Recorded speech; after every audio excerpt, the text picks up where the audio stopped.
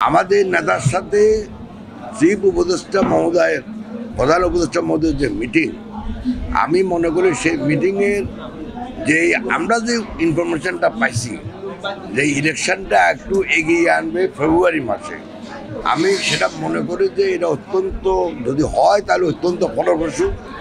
2, দেশের অস্থিতিশীলতা কমে আসবে। 3, অস্থিতিশীলতা যত কমবে তত দেশের স্থিতিশীলতা আসবে, অর্থনৈতিক প্রবৃদ্ধি বাড়বে, অর্থনৈতিক কর্মকাণ্ড বাড়বে।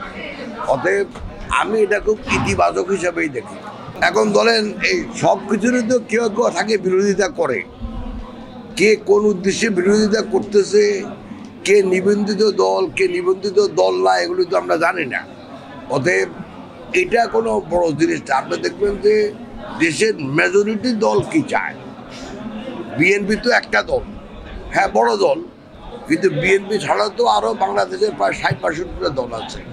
আমরা তো দেখি মেজরিটি দলেই চাচ্ছে যে ইলেকশনটা এগিয়ে আসার জন্য।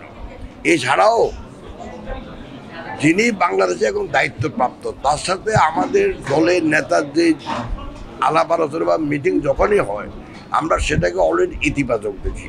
ইনশাল্লাহ আসবে, ইলেকশন ডিক্লেয়ার হইলে আসবে।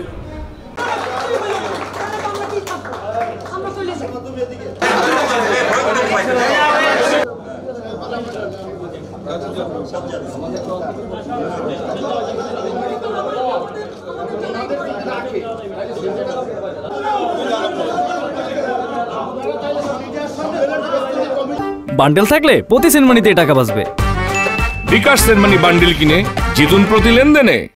শুরু হয়েছে Standard Chartered Channel i Agro অ্যাওয়ার্ডের 10ম আয়োজনের মনোনয়ন গ্রহণ। এবার নতুন ক্যাটাগরি বছরের সেরা ছাদ কৃষক সহ মোট 13টি ক্যাটাগরিতে পুরস্কার প্রদান করা হবে। মনোনয়ন গ্রহণ চলবে আগামী 15 জুলাই 2025 তারিখ পর্যন্ত।